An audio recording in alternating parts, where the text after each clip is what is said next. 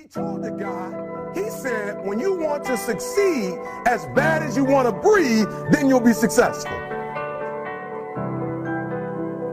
I don't know how many of y'all got asthma in here today, but if you ever had an asthma attack before, you short of breath, SOB, shortness of breath, you wheezing. The only thing you trying to do is get some air. You don't care about no basketball game. You don't care what's on TV. You don't care about nobody calling you. You don't care about a party.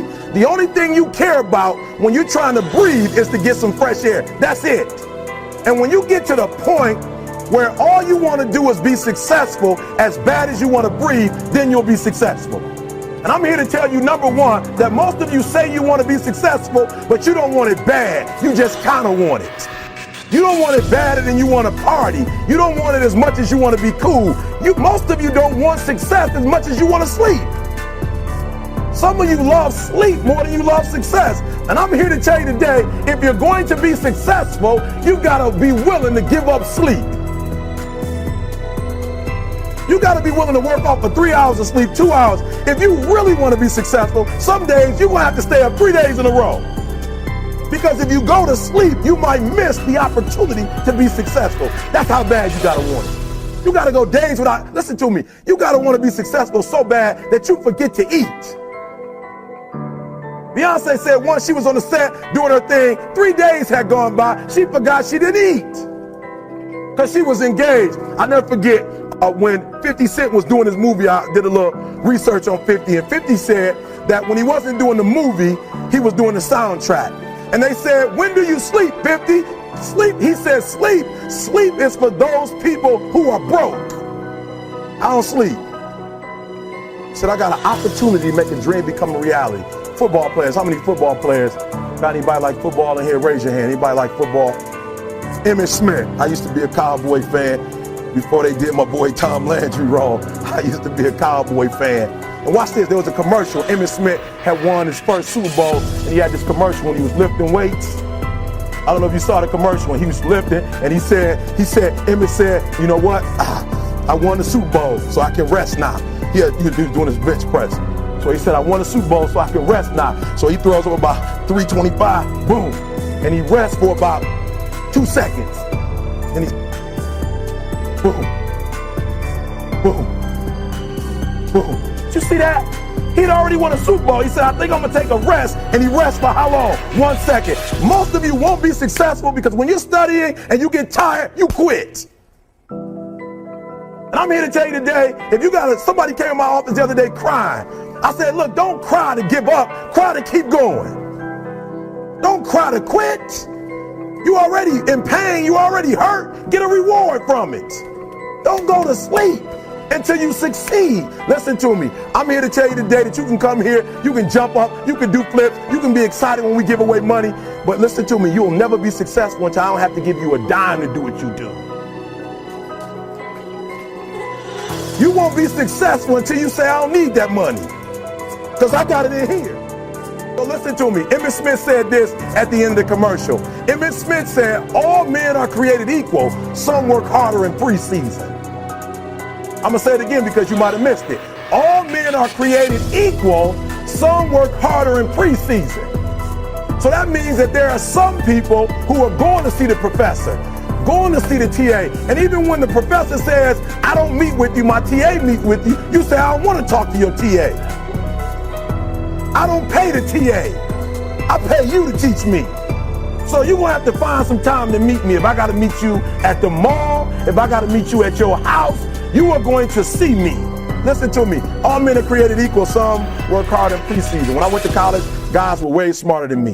4.0s, 3.0s. They went to the Ivy League high schools, came to Oakwood from these great high schools. Most of them are not doing what I'm doing. Why? Because it's not about where you come from. It's about heart. You come to a place where, being smart ain't enough. You got to have heart. That's number one. Watch number two. Catch number two. I wrote it down. I wanted to make sure you got it. It says, watch this. We're talking about sacrifice now. The important thing is this. You're writing while I'm saying it, because I only have about 3 more minutes. Listen to me. The most important thing is this: to be able at any moment to sacrifice what you are for what you will become. That's the number 2 thing. You got to catch that one. To be able to, listen to me, at any moment. Some of you can make sacrifices when Monday Night Football is not on. You can make a sacrifice. But when the game come on, for some reason, you just attached to it. For some of you, when your favorite show come on, you can make sacrifices on Sunday when ain't nothing going on. But when your favorite show comes on Monday, bam, some of you focus until the phone ring, and then you like, I gotta answer it. If I don't answer the phone, I'm gonna die. I'm saying to you today that there are some of you, if you give up your cell phone, you would be successful. But your cell phone is more important to you than your success. I'm gonna say it again. I'm gonna hurt somebody. Some of you need to give up your cell phone because the time you spend on your cell phone could be used for your success. The time you could be using to be successful, you're using it on the cell. And the cell phone is not bringing you nothing but a bill. And somebody has told you you couldn't live without it. I'm talking about going deep now, giving up stuff. Watch what it says. To be able at any moment to sacrifice what we are for what we could be. I don't do well in math. You're right. You ain't never studied. I'm not good in writing because you have never written before. But I dare you to fail in writing for a whole year to see if you can get to the end. I dare you to fail. I dare you to take that same class over and over again. I dare you to stop dropping classes like you soft. Always want to give up. I'm dropping. Why are you dropping? I'm so grateful that the slaves didn't drop and quit. Say, I'm just going to stop. I'm a slave. I'm just going to be a slave. I'm going to quit. Listen to me. The slaves said, we will live because one day we will become. We will always be slaves. So today, although we're slaves, we're going to act like we're free. And one day, our children will be free. If the slaves would have just said, we quit, we give up, we would have died in the middle passage. But some slaves said, I don't care what we go through, we're going to survive this. 400 years of slavery, we're going to get through this. And you can't get through it. 1825. You can't get through a writing class, and you got tutor after tutor, resource after resource. The problem is, you ain't never felt no pain before. You're soft. It's a soft generation. You quit on everything. Our people did not quit. Harriet Tubman not only made it, she went back and got some more. She said, you know what, I made it, but I'm going to walk listen to me, not ride the bus. I'm going to walk all the way back down to the South to get some more. And you quitting on 1825? Now watch this. You quit after you, listen to me, you get a sleeping bag and you wait for them. You wait for the first WRA instructor to come in and you come out your sleeping bag, I need help. You quit after you do that. You quit after you had, listen to me, a WRA party. I'm having a party. Everybody come over. I got food, everything. And let them get over there. Let it be all the best writers. All right, I fooled y'all. I want to have a writing party.